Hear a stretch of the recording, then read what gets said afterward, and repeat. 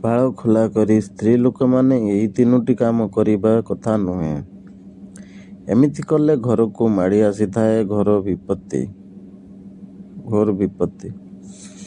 ଭାରତୀୟ ସଂସ୍କୃତିରେ କେତେବେଳେ ଖୋଲା କେଶ ରଖିବା ଉଚିତ ଏବଂ କେତେବେଳେ ନୁହେଁ, ଏହା ସମାଜରେ କେତେ ପ୍ରଚଳିତ ବିଶ୍ୱାସ ଅଟେ। ପ୍ରାଚୀନ କାଳରୁ ଏକ ବିଶ୍ୱାସ ଅଛି ଯେ ଖୋଲା କେଶ ରଖିବା ଦୁର୍ଭାଗ୍ୟର ସଂକେତ ଅଟେ। ଭାରତରେ କୌଣସି ମହିଳା ଖୋଲା କେଶ ରଖନ୍ତି ନାହିଁ। ଅବଶ୍ୟ ବର୍ତ୍ତମାନ ସମୟରେ ପାଶ୍ଚାତ୍ୟ ସଂସ୍କୃତିର ପ୍ରଭାବ ହେତୁ ମହିଳାମାନେ କେଶ କାଟିବା ଏବଂ ଖୋଲା ରଖିବା ଆରମ୍ଭ କରିଛନ୍ତି। ଏହା କେତେ ସତ ବା ଆମେ ଜାଣୁ ନାହିଁ, କିନ୍ତୁ ଆଜି ଆମେ ଗରୁଡ଼ ପୁରାଣରେ ସ୍ତ୍ରୀ ଏବଂ ପୁରୁଷଙ୍କ ବିଷୟରେ କ'ଣ କୁହାଯାଇଛି ତାହା ବିଷୟରେ କହିବୁ। ସ୍ୱାମୀ ସ୍ତ୍ରୀ କେଉଁ କାମ କଲେ ତାଙ୍କ ଜୀବନ ଖୁସିରେ କଟିବ, ସେହି ସମସ୍ତ ବିଷୟ ଗୁଡ଼ିକ ପୁରାଣରେ କୁହାଯାଇଛି। ତେବେ ଚାଲନ୍ତୁ ସେହି ସମସ୍ତ ବିଷୟରେ ଜାଣିବା।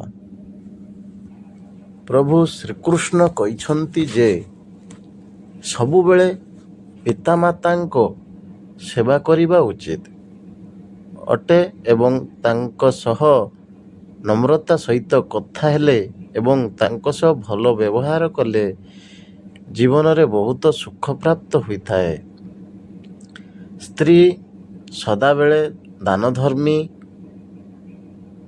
ହେବା ଉଚିତ ଏବଂ ସର୍ବଦା ପ୍ରସନ୍ନ ରହିବା ଉଚିତ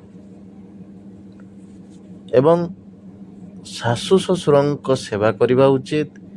ସ୍ୱାମୀଙ୍କ କର୍ତ୍ତବ୍ୟ ଏହା ଯେ ସେ କେବେ ସ୍ତ୍ରୀଙ୍କ ବିନା କୌଣସି ଯଜ୍ଞ ବା କୌଣସି ଧାର୍ମିକ କାର୍ଯ୍ୟ କରିବା ଉଚିତ ନୁହେଁ।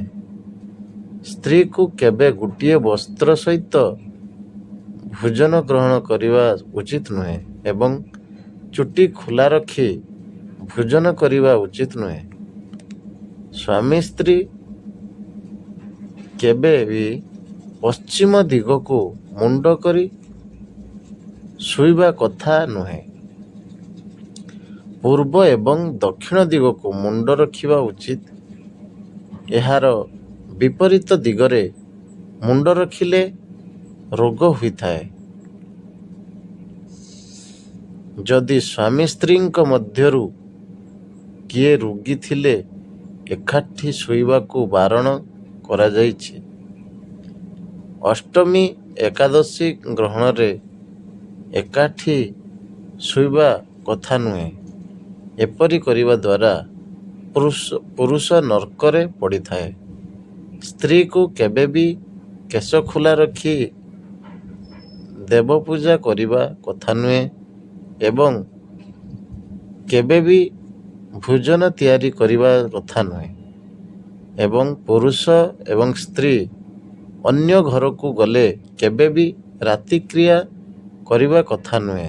ଯଦି ଆପଣ ଅନ୍ୟ ଘରେ ରାତିକ୍ରିୟା କରନ୍ତି ତେବେ ଆପଣଙ୍କ ଘରେ ରୋଗ ମାଡ଼ି ଆସେ ଏବଂ ଘରକୁ ଦାରିଦ୍ରତା ଆସିଥାଏ। ବନ୍ଧୁଗଣ, ଯଦି ଭିଡ଼ିଓଟି ଭଲ ଲାଗିଥାଏ ତ ସବସ୍କ୍ରାଇବ୍ କରିବାକୁ ଜମାରୁ ଭୁଲିବେନି। ଲାଇକ୍ କରନ୍ତୁ, କମେଣ୍ଟ କରନ୍ତୁ, ସେୟାର କରନ୍ତୁ। ଜୟ ଜଗନ୍ନାଥ, ଜୟ ମା ଲକ୍ଷ୍ମୀ। ଧନ୍ୟବାଦ।